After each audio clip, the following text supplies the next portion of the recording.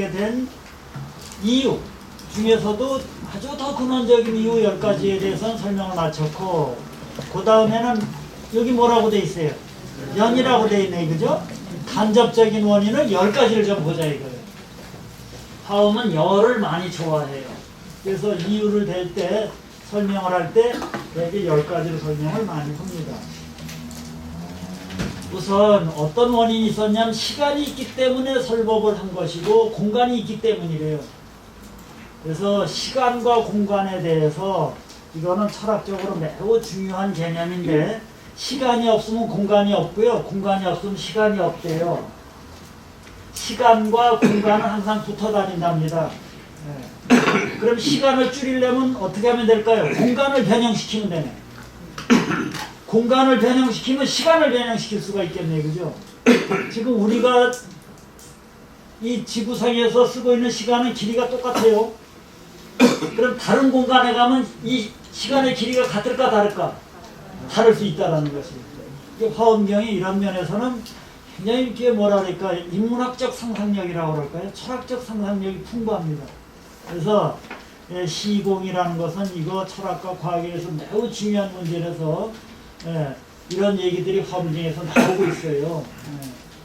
자, 뭐 우리는 그렇게까지는 잘 저도 설명하기 어렵고, 간단하게 시간과 공간은 상호 관계가 있다라는 정도, 시간과 공간은 상호 관계가 있다라는 것. 그리고 이제 화엄경을 읽다 보면은 용어들이 많이 나오게 되는데, 찰나는 제일 짧은 시간 순간의 단위를 찰나라고 그러고, 긴 단위를 겁이라고 그러고, 이런 건 여러분들은 아셔요, 그죠? 그 다음에 공간 중에서 제일 큰 공간을 국토라고 그러고, 찰이라고 그러고, 작은 공간을 티끌이라고 그러고. 그래서 여기에 작은 공간 속에 큰 공간이 들어가기도 하고, 큰 공간 속에 작은 공간이 들어가기도 하고, 이게 크고 작음이 서로 이렇게 얽혀져 있는 이야기를 화엄경에서 많이 이야기를 하고 있습니다. 그래서 부처님의 우리가 털끝이 제일 가는 곳으로 생각하고, 털끝 속에서 하염없는 세상이 열려지기도 하고, 이런 현상들이, 이런 내용들이 화엄경에서 많이 설해지고 있습니다. 자, 다시 말씀드리겠습니다. 간접적인 원인은 무엇이냐면 시간과 공간이 있기 때문에 화엄경이 설해졌다라고 설명을 하는 거고, 두 번째는 이제 첫 번째는 시간 공간 얘기하고, 세 번째는 교주가 계시기 때문에, 설주예요, 그죠? 화엄경을 설하는 설주가 있잖아요, 그죠? 때로는 보현보살께서, 때로는 공덕님보살께서 이렇게 그런 설주가 있기 때문에, 하나는 뭐 이렇게 이제 보시고, 이거 볼까요? 다 읽어봅시다. 교주가 계시기 때문에 화엄경이 세상에 나왔다. 교주의 정체는 두 양상을 띠고 있는데, 하나는 일체의 인연을 포월하는 절대 진리의 몸이에요. 화엄경에서 나타나는 부처님은 진리 그 자체를 몸으로 삼고 있는, 우리는 이렇게 육신을 몸으로 삼고 있는데 진리 자체를 몸으로 삼고 있는 그런 진리의 부처님이 있다라는 것이에요. 그래서 그것을 법신이고, 다른 하나는 인연의 상응에서 나타난다. 음자를 썼어요. 인연 때문에 나타나는 거예요. 인연이 있건 없건 항상 계시는 부처님이 법신 부처님이에요. 성령과 같은 존재예요. 그런가 하면은 인연 따라서 나타나는 부처님이라고 해서 인연에 응해서 나타난다고. 따라해보세요. 인연에 응해서 나타나는 부처님이에요. 인연에 응해서 나타나는 부처님을 응신부처님이라고 그러는데, 응신부처님은 둘로 나눠져요. 따라해보세요. 수행자 당사자의 시작. 수행자 당사자의 수행 인연에 상응해서, 수행하는 당사자가 어떤 정도의 수행을 했는지 그 인연에 딱 맞추어서 나타나는 부처가 있어요. 이런 부처님을 보신이라고 그래요. 그러니까 보신 부처님은 수행을 해야지만 배울 수 있는 부처님이에요. 내가 수행을 하지 않고서는 배울 수가 없어요. 그러니까 여러분들이 부처님을 뵙고 싶으면, 만나고 싶으면은 수행을 해야 되는 거예요. 수행을 하면은 그 수행에 상해서 부처님을 배울 수가 있다는 것입니다. 그 다음에 다른 하나는 중생을 불쌍히 여기는 부처님 쪽의 인연에 상해서 나타나요. 그러니까 부처님이 중생들을 교화하고 싶은 거라. 그래서 그 부처님 쪽에서 나타나시는 인연에 응하시는데, 그 인연이 나의 인연 때문에 나타나는 부처님은 보신 부처님이고, 부처님 자신이 내 저 사람들을 좀 도와줘야 되겠다, 저 사람들에게 뭔 진리를 말씀해 줘야 되겠다, 그래서 부처님 자신의 인연에 응해서 나타나는 그 응신 부처님은 화신 부처님이라고 그러는 거죠. 그래서 따라해 보세요. 법신, 보신, 화신. 그래서 이것을 삼신 부처님이라고 그러죠. 그래서 삼신 부처님이라고 그러죠. 그래서 불교가 믿는 부처님은 요 삼신이 법신, 보신, 화신이 하나이면서 셋이고 셋이면서 하나, 이게 삼일체 사상입니다. 이게 삼일체 사상. 그래서 이 세 부처님을 화엄경에서는 이야기하고 있다라는 것을 여러분들이 알아두셨으면 좋겠습니다. 또 화엄경이 왜 설해졌느냐에 대해서는 설법을 간청하는 대중이 있었기 때문에 법문을 좀 설해 주십시오라고 설법을 청하는 청법 대중이 있어서 화엄경이 나오게 된 간접적인 원인이 되었다는 것입니다. 그 다음에 이것도 참 재밌는 얘기예요. 삼매에 들기 때문에 화엄경이 들린대요. 삼매라는 것은 마음을 무엇 하나에 집중하는 것을 삼매라고 해요. 마음을 고요한 상태에 집중하는 것도 한 삼매네, 그죠? 책을 보느라고 책에다가 마음을 집중하는 것도 독서 삼매네, 그죠? 삼매라 하면은 산란한 마음을 하나로 집중한다, 이 정도로 이해해 두시면 좋겠습니다. 그래서 산란한 마음을 고요하게 하나로 집중하기 때문에 화엄경이 설해진다는 거죠. 그러니까 우리가 이 세상 속에서 있는 이치, 진리를 제대로 보기 위해서는, 세상의 참맛을 알기 위해서는 조금 잠잡고 조용히 있어보는 것도 방법이라는 거네요. 마음이 산란스러워서 바깥으로만 자꾸 향하다 보면은 우리 앞에 주어져 있는 이런 것도 못 보고 만다는 거죠. 삼매를 매우 중요시 여깁니다. 저는요, 이걸 보면서 행복한 세상에 살고 있는 사람들은 삼매에 대한 경험들을 많이 하는 사람들이라고 저는 생각해요. 삼매에 대한 경험이라는 건 뭐냐면 마음을 좀 조용히 가라앉히고 관조하는, 되돌아보는, 음미하는, 그렇지 않고서는 너무 마음을 산란스럽게 하고 바깥으로 그냥 짤짤거리고 실제로 몸도 돌아다니고 마음도 짤짤거리고 돌아다니고 이러다 보면은 우리 주변에 와 있는 이 엄청난 이 행복이라고 그랬지, 주변에서 들려오는 귀한 얘기들을 놓쳐버릴 수가 있을 것 같아요. 그래서 산란한 마음을 좀 추스리는 이런 지혜를 우리는 화엄경을 읽으면서 배울 수가 있을 것 같아요. 어쨌든 삼매에 들기 때문에 화엄경이 들린다는 것입니다. 우리도 삼매에 들으면 화엄의 진리 소리가 들린다는 것이에요. 마음을 고요하게 하고 듣다 보니까 예전에 뻘로 들었던 얘기도 그것의 의미가 다시 들리기도 하고, 마음을 고요하게 먹고 있다 보니까 절에 갔을 때 이렇게 예전에 스님들이 해주셨었던 말씀들도 다시 들리게 되고 그런 거는. 자, 가피도 필요하다고 그래요. 삼매와 가피라는 간접적인 원인 때문에 화엄경이 설해질 수 있어요. 화엄경을 설할 때 보면은 설주가 따로 있다고 그랬죠. 고현보살이 설하기도 하고 문수보살이 설하기도 한다고 그랬잖아요. 그럴 때 보면은 반드시 문수보살이든지 설주가 삼매에 들어가요. 마음을 고요하게 하고 있어요. 그럼 그때 그 고요한 상태에서 여러 부처님들이 힘을 실어줘. 그분에게 설법할 수 있도록, 설법할 수 있도록 힘을 실어줘요. 그러니까 우리가 화엄경이 나오게 된 원인은 무엇이냐 하면은 결국은 여러 가지가 있겠지만은 그 중에도 하나가 뭐냐면 부처님의 가피력. 이것을 좀 더 다른 측면에는 옆 사람들이 내가 잘 됐다고 쳐요. 비유해서 잘 되면 옆 사람들이 저 사람들이 잘 됐으면 좋겠다고 빌어주는 그 마음의 힘이 모아져서 내가 잘 될 수 있다 라고 이렇게 해석을 하는 거네요. 그렇게 해석할 수 있을까요? 내가 예를 들어서 잘 됐다고 쳐. 그럼 이 잘됨이 내 혼자만의 노력에 의해서 잘 된 것이 아니라 내가 잘 되기 위해서, 나를 잘 되게 하기 위해서 주변에서 염려해주고 보호해주고 마음써 줬던 이름 있는 이름 없는 수많은 사람들의 인연으로 인해서 내가 이만큼 이렇게 복을 누릴 수 있다라고 생각하는 거는 무리일까요? 그렇게 생각하는 사람들은 자기가 버는 돈이라고 해갖고 저만 쓸까요? 예. 화엄은 이런 얘기를 하고 있는 거예요. 곡식 하나가 연결되더라도 거기에는 무수한 은혜들이 거기에 인연되어진다는 거예요. 예. 그러니까 우리가 옆 사람에게 대해서 가피를 좀 줘야 될까요? 안 될까요? 예. 마음으로 빌어주고, 응? 항해 안 놓고. 뭔 말씀인지 알겠죠? 예. 그래서 저희들이 제사 지낼 때도 보면은,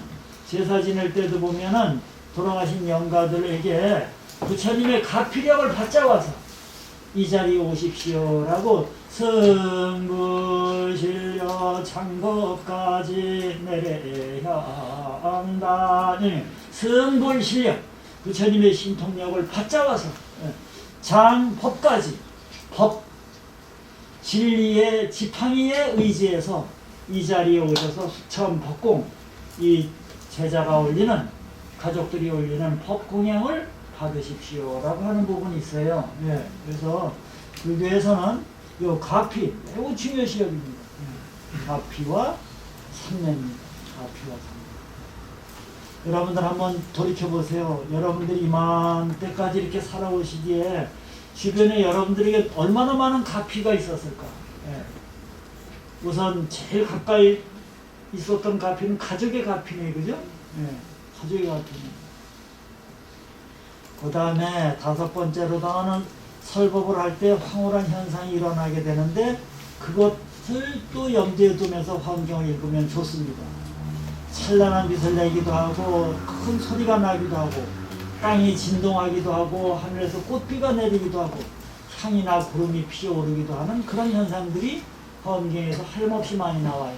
그래서 이런 것들도 화엄경을 설하게 된 간접적인 원인이라는 것입니다. 그 다음에는 이야기를 하는 주인공이 있기 때문이에요. 거기에 화엄경에 보면 늘 이렇게 대화가 오고 가고 있어요. 네. 그래서 그것이 화엄경 설해지게 되는 보조적인 원인이라는 것입니다. 주로 보살, 성문, 중생 그리고 중생들이 사는 환경들도 얘기를 해요. 이게 무정물도 이야기를 해요. 네. 더불어 부처님도 하셔요. 부처님은 그런데 거의 안 하셔요. 주로 중생들이 이야기를 하고 있어요. 이게 화엄경의 참 특징이에요. 그 다음에 화엄경이 사라지게 된 간접적인 원인은 청중이 있기 때문에요. 요거는 여러분들 꼭 외워두시는 게 좋습니다. 청중이 10종류로 나누어져. 네. 10종류로 나눠. 따라해 보세요. 첫 번째 영향중. 영향중은 화엄경을 설할 때 화엄경 여러분 이제 세 번째 주부터는 같이 읽어갈 것인데 화엄경을 설할 때 보면은 여기 모인 대중도 있지만 다른 세상에 있는 대중들도 죄 와서 들어. 예. 화엄경 아주 우주적인 설법이에요. 그래서 여기에 보면 영향중은 뭐냐면 중은 무리중자예요. 예. 어떤 대중들이 몰려오느냐 하면은 대보살들과 타방의 여러 부처님들도 와서 같이 듣고 있어요. 예. 그래서 화엄경을 듣고 있는 청중이 첫 번째는 어떤 중이라고요? 영향중. 두 번째는 누구라고요? 삼수중. 항상 따라다니는, 항상 수행해서 부처님을 수행해서 같이 다니는 대중이 있어요. 그 대중을 상수중이라고 하는데 예를 들면 보현보살이나 문수보살처럼 항상 따라다니는 그런 대중들이 있습니다. 자, 두 번째가 상수중이고 세 번째는 뭐라고요? 수호중. 예, 불법을 수호하는 신들이 있어요. 그 대표적인 분들이 누굴까요? 신중이에요.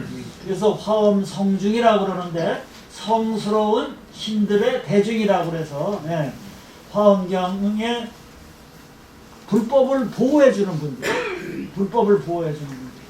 근데 여기서 이제 한 가지만 좀 더 짚고 넘어가면은 이 불법을 보호해 주시는 수호신들이 화엄경에 하염없이 등장한다고 제가 말씀드렸죠. 읽어보면 실질적으로 그렇습니다. 그런데 그분들이 부처님께 맹세를 해요. 부처님, 저희들은 이 불교적인 삶을 제대로 살아가는 사람들을 항상 보호하겠습니다라고 맹세를 해요. 예. 그러니까 그이들이 누구한테 맹세를 했어요? 부처님에게 맹세를 했어요. 조건이 뭘까요? 불교적인 반듯한 삶을 살아가는, 그러니까 뭐 불교적인 거 빼더라도 반듯하게 도덕적인 삶을 살아가는 사람들을 저희들이 보호하고 지키겠습니다 라고 누구가 맹세를 한다고요? 신중님들이. 그럼 우리는 신중님들에게 뭐라고 해야 될까요? 신중님, 제가요 양심적으로 살고 있습니다. 그러니까 저를 좀 보호해 주세요 라고 말할 수 있을까요? 없을까요? 네. 신중기도의 핵심은 그겁니다. 네. 전제 조건이 뭐라고요? 반듯하게 사는 게 전제 조건. 네. 반듯하게 사는 게 전제 조건. 이거를 그러니까 미신이냐 바른 신앙이냐라는 것이 그러니까 손바닥 뒤집는 것 같아요. 그러니까 내가 바르게 살겠다라는 자기 맹서를 해가면서 때로는 잘못 살았을 때 뉘우침을 그것을 기본적으로 바탕으로 해가면서 화엄 기도를 하면은 이게 바른 신앙이 되지만 그런 거는 제로로 해번지고 어서 그냥 화엄 성중 이러면 이건 미신이 되는 거겠죠, 그죠? 예. 그러니까 겉으로 봐서는 저희가 미신적인 종교 행위를 하는 건지 바른 종교 행위를 하는 건지는 겉으로 봐서는 알 길이 겉으로만 알 길이 없죠. 근데 우리는 어떻게 살아가야 되냐 하면은 예, 경전에 나오는 바른 삶, 또 뭐 굳이 불교적이라고 것을 좀 벗어나더라도 반듯한 윤리적인 삶, 양심에 따르는 반듯한 삶을 사는 것이 선행되고 그것이 우선인 것이지 그거는 팽개쳐두고선 화엄 기준 이거만 해서는 되는 일이 아니겠죠. 네. 우리가 인생을 살아가는데 보면은 원인 결과가 진짜 분명한 것 같지만 분명합니다.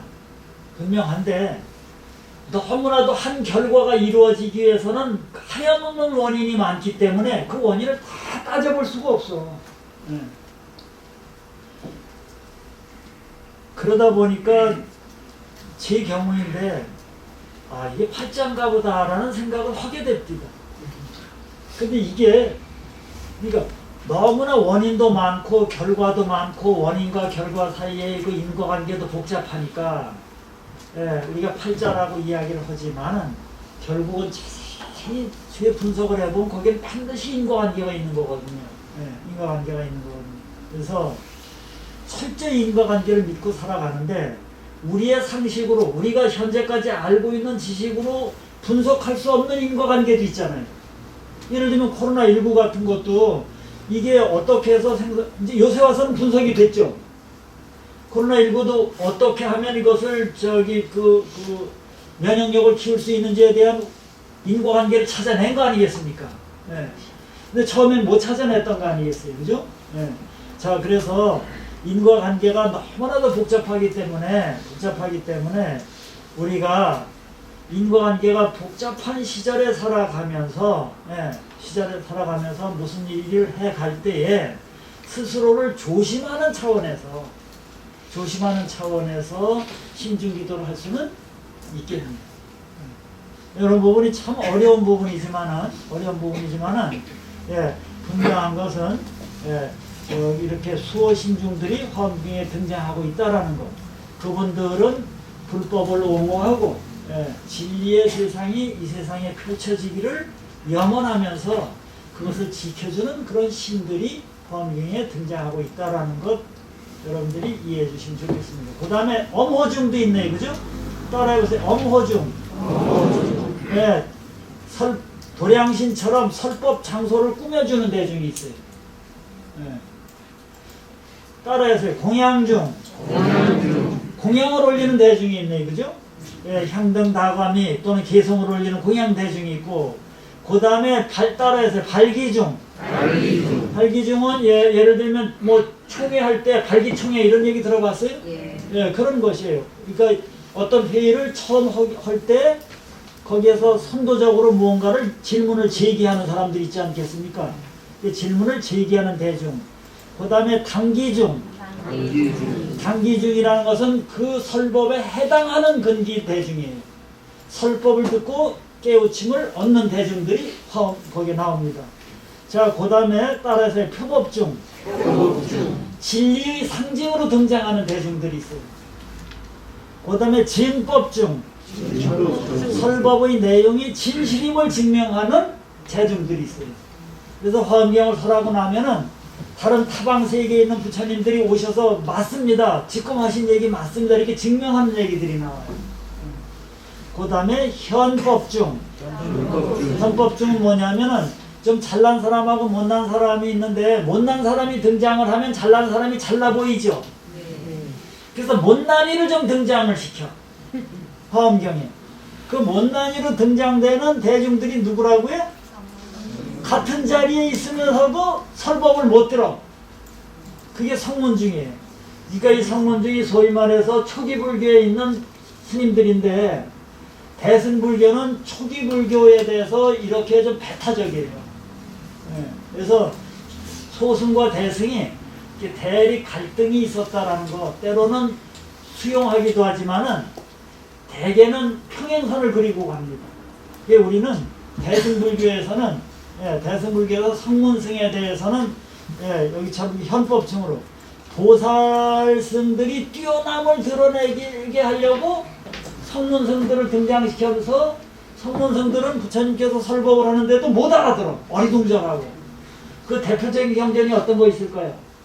법화경 같은 경우에서도. 법화경에서도 설법을 하고 있으니까 대중들이 몇 명이 뭔 소리냐고 해서 좀 물러가잖아요. 그죠? 예. 그렇게 해서 이거 뛰어난 사람만 들을 수 있다라고 그렇게 해서 하는 설법의 방식이 현법중이에요. 이렇게 열 대중이 등장하고 있습니다. 그러니까 이 화엄경에 등장하는 대중들을 사례로 들어서 문학작품을 쓰면 참 기묘하게 쓸 수 있을 것 같으네요. 이거는 거꾸로 보면 뭘까요? 못난이를 등장시켜서 결혼하는 색시가 있는데 그 옆에 친구들이 아주 그냥 옷을 너무나 이쁘게 잘 차려입고 뭐 쓸까 못 쓸까. 이건 뭐 비유가 될지는 모르겠어요. 자, 뭐 하나를 중심적으로 드러내기 위해서 주변을 좀 약화시켜 놓는 거, 이런 방식으로다가도 그 중심을 드러내는 이러한 구성을 하고 있네요. 하나 이게 문학작품으로 보더라도 하나의 주인공을 더 강조해서 드러나기 위해서 주변을 약하게 드러내는 이런 방식으로도 화엄경이 설해지고 있네요. 자, 다음에 끝으로 공덕의 바탕이 있었기 때문에 화엄경을 들을 수 있대요. 그러니까 화엄경을 우리가 들을 수 있는 이 결과가 있는데 이 결과가 있기 위해서는 뭔가 공덕의 바탕이 있었다는 것입니다. 크게 두 공덕이 있는데 하나는 지혜가 청정하기 때문이고 또 하나는 수행을 있기 때문이랍니다. 이 두 가지 공덕의 원인 때문에 화엄경이 출현한다 라고 누가 얘기했다고요? 천명국사께서. 그래서 이렇게 이야기를 하고 계십니다. 자, 그러면은 조금 지루하시겠지만 한 5분만 좀 더 얘기할게요. 경전 본문이 있는데 경전 본문 그러면 화엄경에 본문이 있어요. 화엄경에 경전이 있는데 경전의 본문을 분석적으로 쪼개서 설명을 해야 될까 아니면 그냥 직관적으로 전체를 봐야 될 것인가에 대한 논의예요. 그런데 전통적으로 우리나라에서는 경전은 전부 다 이렇게 분석해서 쪼개서 봐야지 된다라는 쪽으로 다 흘렀습니다. 이게 무슨 뜻일까요? 좀 어려우실 수 있겠는데 그러니까 경전을 제대로 이해하려면 맥락을 분석해서 읽어야지 된다라는 겁니다. 불경의 맥락을 분석해서 읽어야 된다는 거예요. 불경의 맥락을 분석해서 읽는 데 있어서는 여러 가지 맥락이 있지만은 이게 진짜로 한 소리냐 아니면은 우리를 이게 방송 용어는 아닌데 진짜로 아기가 주사 맞으러 가자고 그럴 때 어머니 주사 아기가 아프다 그러니까 안 아파 따끔해 하나도 안 아파. 근데 세상에 하나도 안 아픈 주사가 어디 있어요? 예. 그러니까 진실 100% 진실인 경우도 있고 두 번째는 본인에게는 이득이 되지만 주사 맞는 아이에게는 이득이 되지만 애가 안 맞을 것 같으니까 그래서 본인에게 그 당사자에게 이득이 되는 것을 전제로 한 거짓말이 있을 수 있죠. 네, 이런 걸 방편이라고 해요. 그래서 그것을 권교, 실교 이런 얘기 들어보셨나요?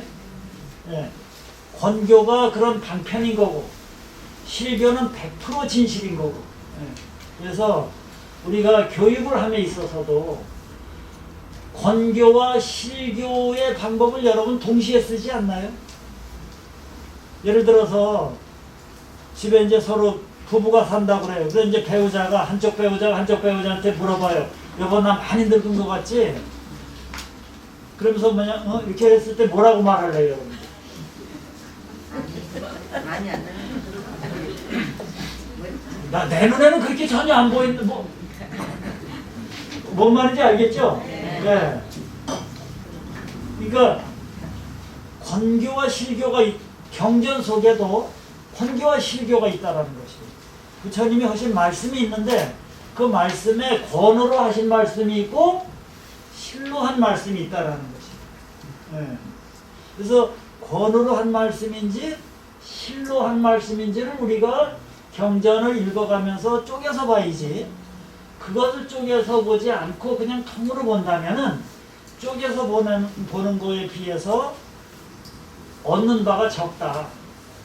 라는 것이 이 한국 불교의 전통입니다. 그래서 쪼개서 본다라는 거죠. 요 부분은 조금 어려워서 제가 이야기를 지금 이렇게 더듬더듬 거리고 있는데, 권교, 실교를 나눠서 봐야 된다. 이 정도만 제가 말씀을 드리렵니다. 권교, 실교. 권교, 실교에 대해서는 또 이제 얘기가 나올 겁니다. 그러니까 그 정도만 알아두세요. 그러니까 권교가 있고 실교가 있다.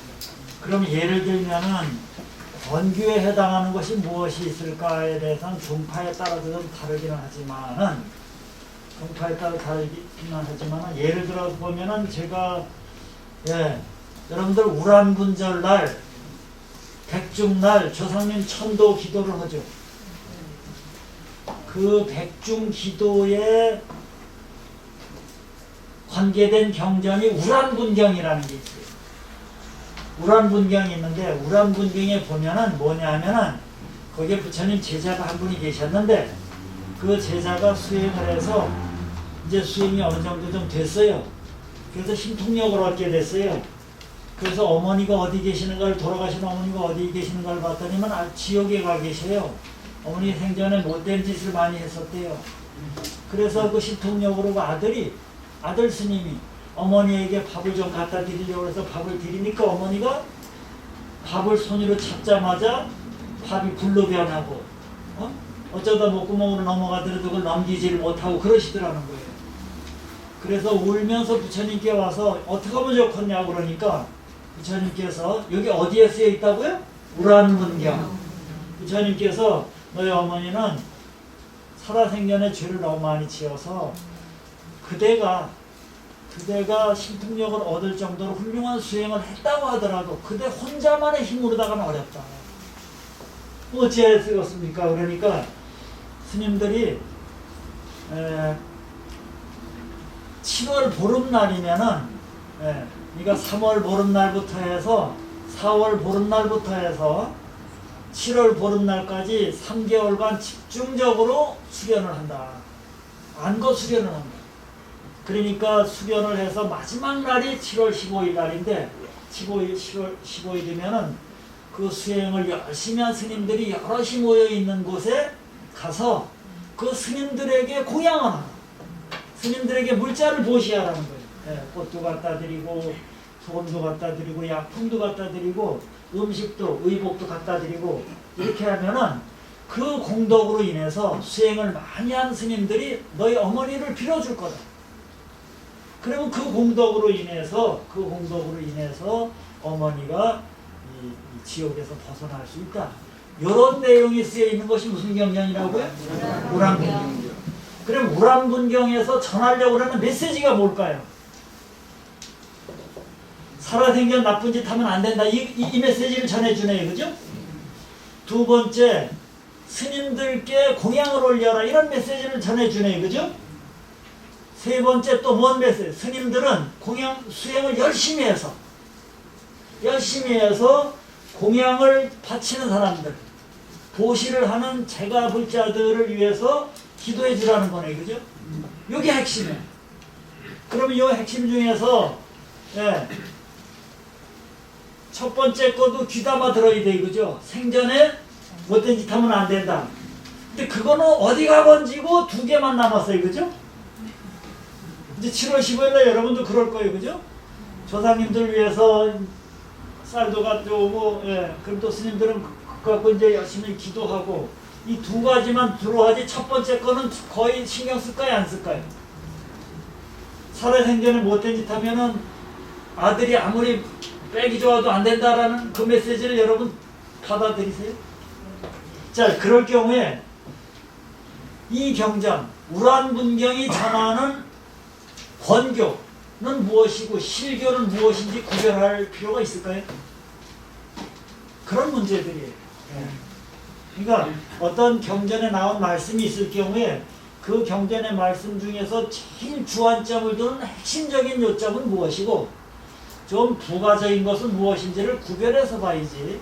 그것을 구별하지 않으면은 경전의 핵심을 놓치고 싶다라는 측면에서 경전의 본문을 분석해서 읽어야 될 것인가 아니면 그냥 통치적으로 읽어야 될 것인가에 대해서 불교 역사에 위대한 학생들이 많은 말씀이 있었는데 우리나라에서는 분석해서 읽는 쪽으로다가 흐르고 있다.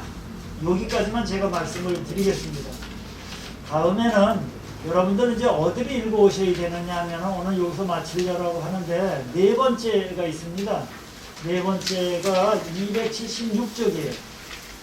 276쪽을 보면은 화엄경에 담긴 교리의 범위예요. 화엄경에는 어떤 교리가 담겨져 있는가에 대한 말씀을 여러분들에게 이제 드리려고 해요. 그래서 이게 화엄경에 대한 교리 내용을 엑기스로 적어놓은 것이에요. 그래서 여러분들이 이제 읽어보면은 지난번에 우리가 사사무예라는 말 했어요, 안 했어요? 사사무예라는 얘기가 281쪽에 가면은 드디어 나와요. 그래서 화엄경에서 얘기하고 있는 4가지 아주 핵심되는 진리가 다음 시간에 이제 얘기가 될 거거든요. 그래서 그 부분을 미리 읽어오시면은 좋겠습니다. 그리고 집에서도 이제는 특히 앞에 아직 강의는 시작 안 했습니다만은 앞에 화엄경 핵심되는 부분을 추려서 번역을 해놓으셨다고 그랬잖아요. 추역을 해놓으셨다고 그랬잖아요. 원우스님께서. 그래서 어느 부분이든지 상관없으니까 여러분들이 틈날 때마다 한 구절 한 구절 이렇게 읽으시면은 아주 우리말이 너무나도 아주 제대로 잘 번역을 하시고 우리말답게 번역을 하셔서 어떤 경전보다도 어떤 번역보다도 이 이상 가는 번역을 찾기 어려울 겁니다. 이 이상 가는 번역을 찾기 어려울 겁니다. 그래서 앞뒤가 안 이어져도 상관이 없으니까 여기에 보면 시 개송들이 많이 나옵니다. 그래서 한두 개송이라도 아침 저녁으로 이렇게 읽는 습관을 좀 가지셨으면 좋겠습니다. 그러면 여기서 마치도록 하겠습니다.